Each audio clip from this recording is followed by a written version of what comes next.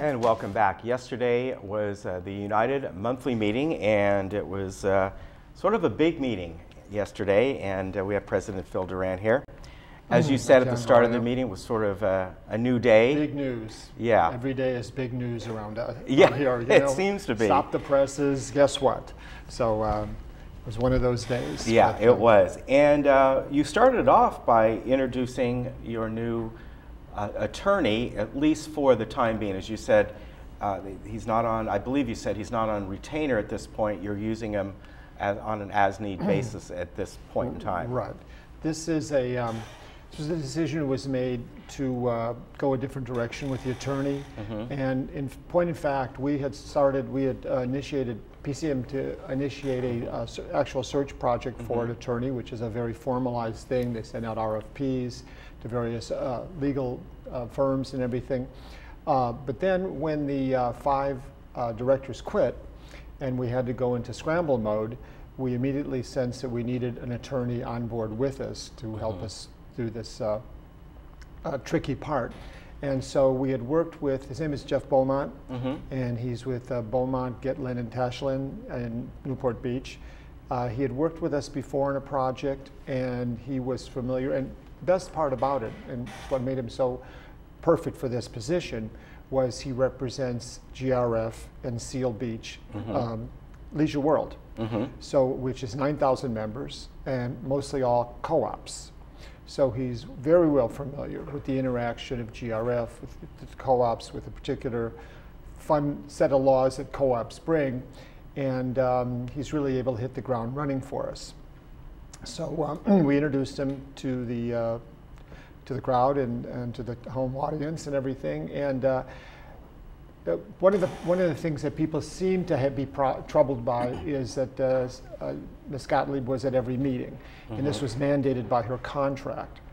Jeff is operating with us on an as-needed basis. There is no contract. When we think we need him, we call him. When we don't need him, goes home, and we'll see how it goes, to be honest with you.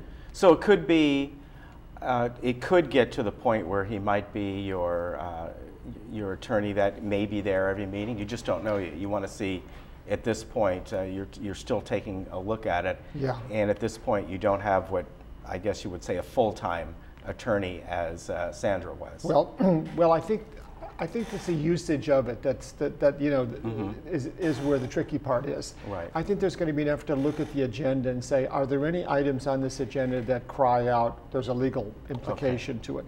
If there is, let's run it by Jeff before the meeting and get his read on it. Do we think we need you there? And if we don't, we don't. And if things come up and all of a sudden, you know, legal things come out of nowhere, you say, all right, let's table that, bring Jeff into the thing. And there seems to be a more economical and efficient way to do it than have a lawyer at $400 an hour sitting there texting your clients while business goes on, you know. Yeah. So this is what we're aiming to do. All right, very good. Well, obviously, one of the big thing yesterday was the appointment of 5 new board members.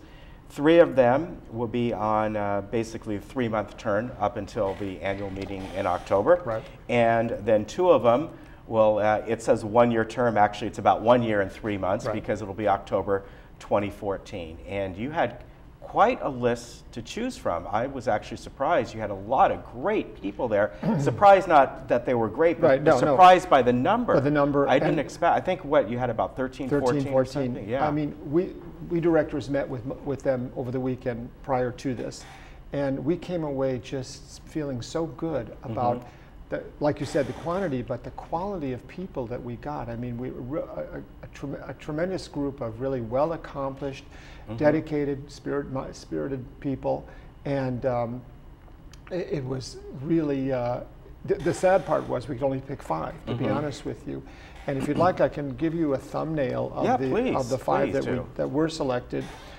In terms of the one serving the 3 months, there are 3 new board members serving only for 3 months. And we have Mike Comer, who's vast experience in homeowners governance associations, holding a number of board positions, 9 years experience as a nationally accredited community association manager, managed over 60 separate associations, condos, and single family. Is a vast experience in HOA field. And great leadership skills.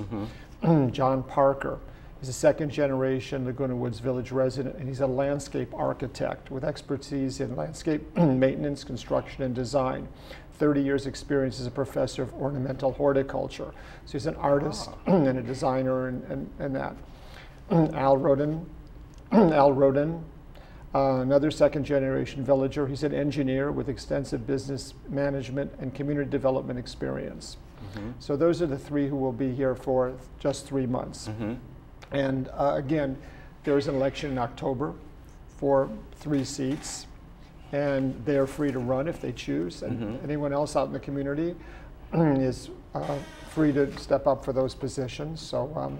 Yeah, and as a lot of them said yesterday who wanted the 3 months, some would go for either one, but they weren't sure of their future obligations. So they said, we don't want to commit to that length of time, and if we feel we can do it, we'll run. Yeah, that was mostly it, was people caught in the middle of transition, coming into the community, and you know, remarkably enough, a number of people who applied had only been here like a year, a half a year, whatever, you know, a relatively short period of time. And I'm thinking, boy, I first get here, hey, I'm playing golf, I'm playing tennis, forget about it, I'm not doing anything. But here they are, diving into this, so this is good. Yeah, very good. Now the two new board members who are here for 1 year are equally interesting.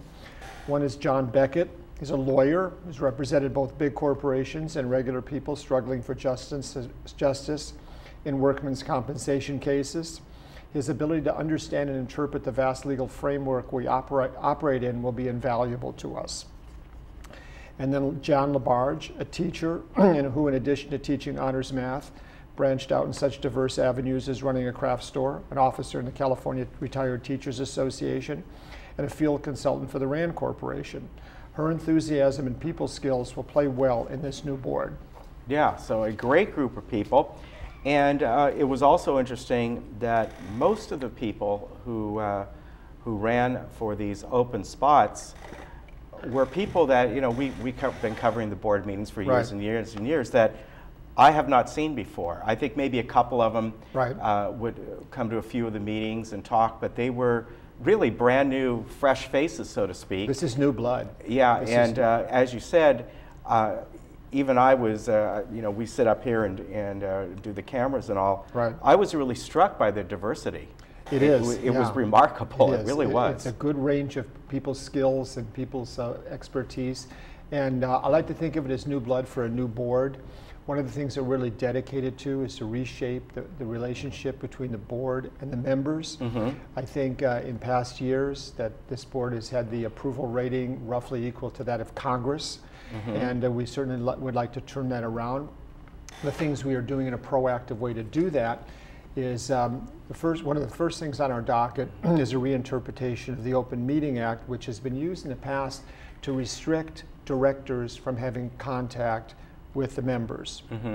And it seems to have isolated us behind that mahogany wall where we sit up on high, and people, we're going to reinstate the coffee clutches and have directors there, people asking questions, talking to them about it.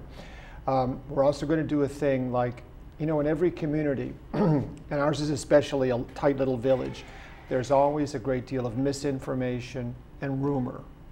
And we're going to set up, and we're still talking about the form of it, sort of a truth hotline. And whether this is going to be a web page or a actual phone, we're not sure of, but just when you hear rumors, when you hear some kind of a story and you wonder, gee, is that true? Or are they really going to impose Sharia law in the village? Is that be happening? Then you pick up the phone and you'll find out it's not and stuff. So it's really an attempt to get more information out there in a very easy to get way for people. So rumors, misinformation don't grow. Yeah, you bring up a very good point there, and both Linda Vorak, president of GRF, and Mike Straziuso, president of Third, have said the same thing, that maybe you are not for a certain thing, for a certain project, but at least look at the truth of it and evaluate it, and then you can really make a decision that is not based on rumor or somebody saying, well, they're gonna be doing this, like you just mentioned something.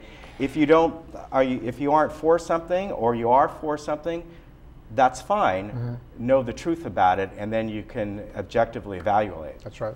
Yeah. And the information is all out there, to be quite honest with you. If you got involved and you went to committee meetings, and if you did this, you probably would find out what really is the truth about a situation. But that requires a bit of work, and it requires a bit of dedication. Quite frankly, this is a retirement community. People are not, but when they hear something and when something touches their lives, then they need to know something right away.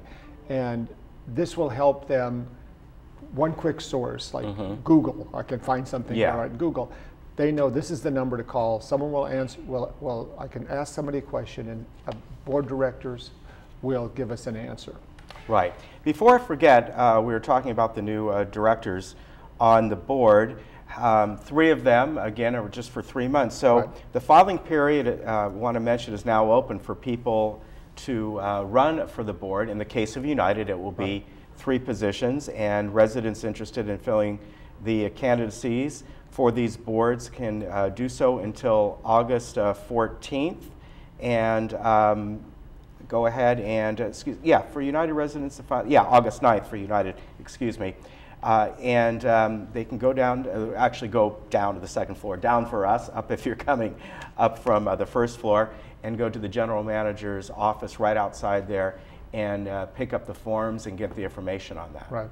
And I think we're very fortunate in the people that we picked, not only in their skills and their accomplishments, but one of the things we looked for, we made a point of saying, we're looking for the kid who worked well with others, checked on his report card. We're tired of the antagonism and of the contentious manner. We will discuss policy, we'll argue policy all day long if you want, but I need to know that we won't go away hating each other, that we won't emotionally dig in or get so invested in being right that everything breaks down. We'll find common ground. In a democracy, nobody gets everything, nobody gets nothing, everybody gets something. And that's kind of how we're going to try to operate. Yeah, certainly your background and what you worked in, that would be more than the truth, wouldn't That's it? right. Yeah. Nobody gets nothing part. Yeah, exactly. Well, again, get involved here. The budget season is in force here, and we're right in the middle of it. The version 3 will be presented in August, and as all the board directors have said, whenever they come, no matter who it is, get involved, especially this time of the year. And if you are interested in running for United, you have until August 9th to fill out the paperwork for that. And you've got some good people there already. We'll see if the 3-month people run again. But yes, just a tremendous group, really. Yes, very impressive group. And we're very hopeful of getting things done that have long been sort of not carried to, there are a lot of projects here that have been going on the books for years. We want to get those done. We want to operate in an efficient manner, take care of the community and move it forward, and be mindful of how the money is spent. All right, very good. Well, I forgot to mention that this meeting ran 3 hours and 34 minutes. It was a long meeting, although you cut out part of it at the end because you were running long. It will replay tomorrow, Thursday, at 1:30 p.m. and then on July 17th at 6 p.m. if you want to catch those again. Phil, thank you for joining us today. Very good. Thank you, Ken. All right. Thanks for inviting me. Folks, we'll be right back with Assemblyman Alan Mansour.